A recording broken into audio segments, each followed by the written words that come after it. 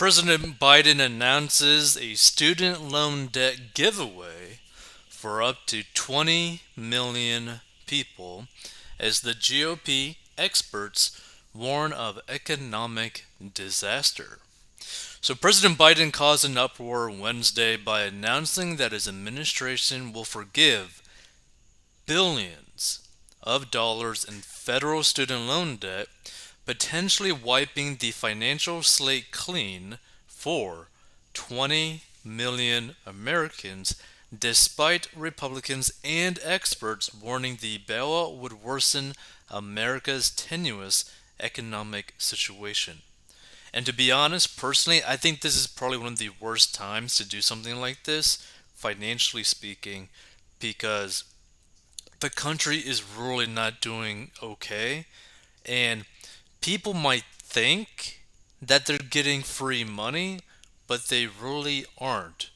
You're basically getting paid off with your own taxes and other people's taxes, which is going to cause everything to get even more expensive. So, in unveiling the plan to write off up to $20,000 in student loan debt incurred by borrowers who have received federal Pell Grants for their education and make below a certain income, along with up to $10,000 in debt for non Pell Grant recipients, the president insisted that an entire generation is now saddled with unsustainable debt. Now, the thing that's kind of like weird to me, right? Pell Grants technically are supposed to be grants, not actual loans. So I think that's so weird. So the burden is so heavy that even if you graduate, you may not have access to the middle class life that the college degree once provided, Biden said. Many people can't qualify for a mortgage to buy a home because of the debt they continue to carry. That is technically true. I mean, the thing is, you want to have a very low debt to income ratio if you were to buy a home. That's why if you have a too expensive car, if you have too nice of a car that's on loan versus your income, like for example, let's say that you make like 60K per year pre-tax, having like a $40,000 car may disqualify you from a mortgage if that $40,000 car is on a loan. So the president added that those who take advantage of the plan can start getting on with their lives and start to finally crawl out from under that mountain of debt, get on top of their rent, utilities to finally think about buying a home or starting a family or starting a business. By the way, Biden went on, when this happens, the whole economy is better off, except for the simple fact that everything in everyday life is going to continue to be more expensive. In response to Republicans who say the bailout only helps white collar or higher class graduates, Biden insisted that the plan is for families who need it the most. Working and middle class people hit hard during the pandemic. I will never apologize ever for helping Americans, working Americans, middle class, the president added, especially not to the same folks who voted for a $2 trillion tax cut that mainly benefited the wealthiest Americans and the biggest corporations. The plan is likely to face legal challenges, with opponents contending that only Congress can forgive student loans. Well, federal student loan debt.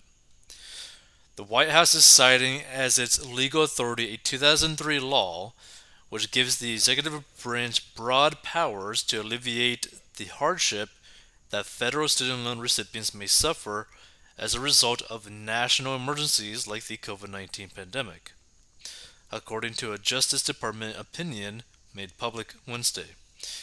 While the student loan cancellation is music to many Democrats' ears ahead of November, Republican lawmakers insisted amounts to a giveaway to Biden's wealthy supporters. The president can spin it however he wants with Pell window dressing, But at the end of the day, his debt forgiveness scheme forces blue collar workers to subsidize white collar graduate students, said Senator Ben Sasse. A former college president said, instead of demanding accountability from an underperforming higher education sector that pushes so many young Americans into massive debt, the administration's unilateral plan baptizes a broken system. This deeply regressive action, which fails even to acknowledge that most debt is held by folks with graduate degrees, will do nothing to jumpstart the reform higher education desperately needs. Virginia Foxx, the Republican leader of the Education and Labor Committee, also blasted the plan, calling it wrong, unfair, and responsible. Confusion reigns in the Biden administration. Borrowers have no clear guidance, and taxpayers are forced to pay for a bill they shouldn't owe. This is wrong, unfair, and irresponsible, Foxx said. Years of Democrat policies that created and expanded the federal student loan program have cost taxpayers over $200 billion in the last 2 decades alone, and President Biden has decided that the solution to this failure is a $300 billion transfer of wealth from working class Americans to privileged college graduates. Who will be forced to pay for Biden's debt transfer scam? Hard-working Americans who already paid off their debts or never took on student loan debt in the first place, House Minority Leader Kevin McCarthy claimed.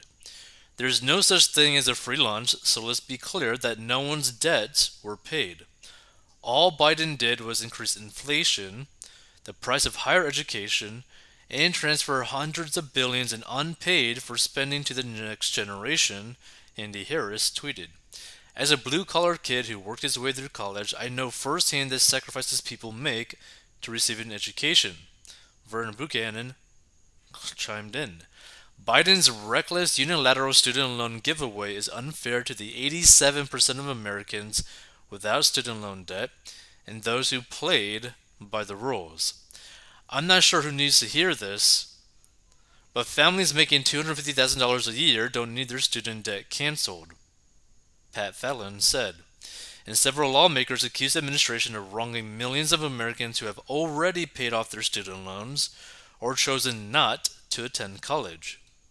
There's no canceling or forgiveness. The debt is transferred to hardworking taxpayers, many of whom paid off their loans already or decided to pursue a different career and forego college. This is just bad economic policy, and I don't support this forgiveness approach, French Hill says. Biden's proposal to cancel student debt is fiscally reckless and will only transfer the responsibility to hardworking American taxpayers, Rob Whitman posted. This is an insult to those who didn't have the opportunity to attend college and those who worked hard to pay off their own debts.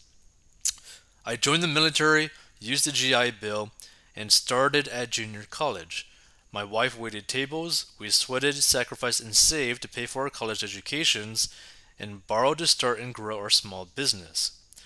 What lesson is Biden studying wiping clean debts students willingly took on? Barrymore wrote. Dusty Johnson echoed this sentiment, saying, this is a slap in the face to the millions of Americans who did the right thing and paid off the student debt they willingly took on. Where's their $10,000 free pass? The admin's willingness to spend is baffling. President Biden is making inflation worse with every stroke of his pen. Mass cancellation of student debt feels good to some, but it's a slap in the face to people who sacrificed to pay loans, worked through college, went to a less expensive school, or skipped college altogether. Lee Zeldin posted, magically canceling loans is bad, far left policy, and just flat out wrong. Elise Stefanik also jumped in on the criticism, tweeting, Joe Biden's student loan bailout for the rich is paid for by the taxpayers and comes at the expense of hardworking NY21 families. And Republicans weren't the only ones angered by Biden's announcement. Jason Furman, the former director of the National Economic Council under Barack Obama, also came out against the plan Wednesday, saying pouring roughly $500 billion of gasoline on the inflationary fire that is already burning is reckless. Doing it while going well beyond one campaign promise of $10,000 of student loan relief and breaking another, all proposals paid for, is even worse. The White House fact sheet has sympathetic examples about a construction worker making $38K and a married nurse making $77,000 a year. But then why design a policy that would provide up to $40,000 to a married couple making $249,000? Why include law and business school students? Furman continued on Twitter. The former NEC director also noted that the move will lead to several problematic impacts, such as colleges hiking tuition and encouraging more borrowing in the future. Finally, it's not obvious to me that this is reasonable for a president to do unilaterally. A number of lawyers and political leaders have argued inconsistent with the law. Even if technically legal, I don't like this amount of unilateral presidential power, he later added. To qualify for the forgiveness, borrowers must make less than $125,000 a year or less than $250,000 if they're part of a household. If all borrowers claim the relief that they're entitled to, 43 million federal student loan borrowers would benefit, and of those, 20 million will have their debt completely canceled. Borrowers can use their income in either the 2020 or 21 tax year to determine if they are eligible, the official letter added. Current students with loans will also be eligible for the relief if their loans originated before July 1st. However, those are still considered dependents will only be eligible if their parents' income falls within the threshold. The administration is also proposing to forgive loan balances after 10 years of payments for those who have balances of $12,000 or less. The current write-off period is 20 years, and Biden is also proposing capping the amount that borrowers must pay monthly on undergraduate loans at 5% of their earnings, down from 10% previously. Unlike existing income-driven repayment plans, this plan would cover the borrower's unpaid monthly interest, so the borrower's loan balance won't grow as long as they make their monthly payments, a senior administration official added. Biden also announced an ongoing moratorium on federal loan payments would be extended through the end of this year after the fall midterm elections before coming to an end, saying it's time for the payments to resume. The payment pause was originally expected to expire on August 31st after Biden extended it several times through his presidency.